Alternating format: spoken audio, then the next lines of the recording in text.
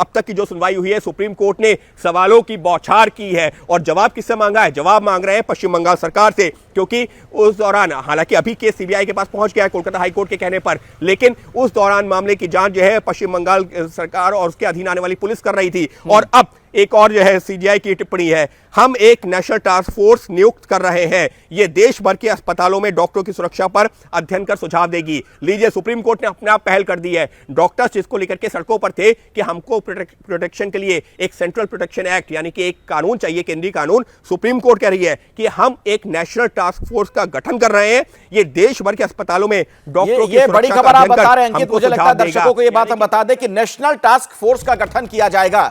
यह देश की सबसे बड़ी अदालत ने कहा है कि आप नेशनल टास्क फोर्स का गठन करें और देश भर के अंदर जो सुरक्षा के इंतजामात हैं उसके बारे में पूरी जानकारी मुहैया कराई जाए। अंकित, विस्तार से बताइए।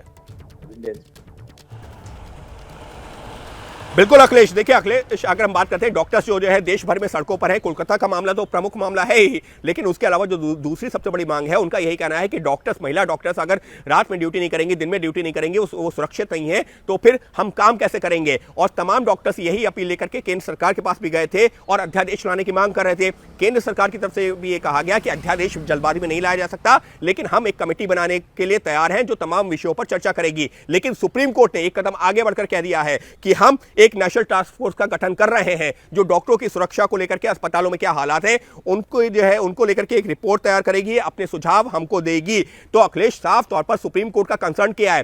कंसर्न है कोलकाता मामले में जो घटना हुई है, कोलकाता में महिला डॉक्टर की जिस तरीके से हत्या की गई है, निर्मम हत्या मैं कहूंगा कि वो जो की गई है वो तो है ही, लेकिन उसके अलावा भी देश भर के डॉक्टर्स, खासतौर पर महिला डॉक्टर्स की सुरक्षा को लेकर भी क्या कदम उठाए गए हैं उसको लेकर भी सुप्रीम कोर्ट सचेत है। मुझे लगता है कि जो सवाल पूछे गए हैं कोर्ट को, जी, जो सवाल पूछे गए एक बार फिर से मैं चाहूंगा कि आप बताइए जरा विस्तार से। बहुत ही महत्वपूर्ण सवाल है पश्चिम बंगाल सरकार से जो पूछे जा रहे हैं चीफ जस्टिस की तरफ से।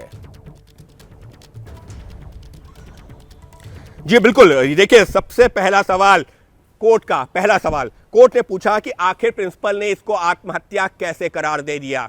इसका जवाब प्रिंसिपल को, सीबीआई को भी बताना होगा। और मुख्य न्यायाधीश ने सवाल पूछा। दूसरा सवाल, एफआईआर करने में भी क्या देरी हुई है? हालांकि कपिल सिब्बल पश्चिम बंगाल सरकार के वकील कह रहे हैं कि नहीं हुई।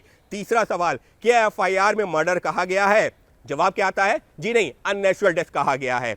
चौथा सवाल कि प्रिंसिपल ने इसको आत्महत्या किस आधार पर कह दिया और एफआईआर भी दर्ज करवाई तो वो शाम को दर्ज हुई, यानी कि घटना के कई घंटे बाद ये एफआईआर दर्ज हुई है। इसके बाद में पांचवा सवाल, भीड़ ने आकर तोड़फोड़ कर दी, पुलिस उस दौरान क्या कर रही थी? पुलिस का काम क्राइम सीन को सुरक्षित रखने का था, लेकिन क्या पुलिस ने वो काम किया?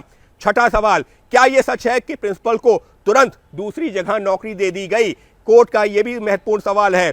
अब ये 6 सवाल हैं जिसको लेकर के सुप्रीम कोर्ट ने जवाब मांगा है, किससे? पश्चिम बंगाल सरकार से। लेकिन इस सब के बीच में एक अपडेट आया अखिलेश, महत्वपूर्ण अपडेट है। हम देश भर के डॉक्टरों से अपील करते हैं कि पूरा देश आपकी सुरक्षा की चिंता करता है। कौन कह रहा है? मुख्य न्यायाधीश की बेंच कह रही है। डॉक्टरों से अपील कर रहे हैं कि आपकी सुरक्षा की चिंता देश भर करता है, हम पर भरोसा करें।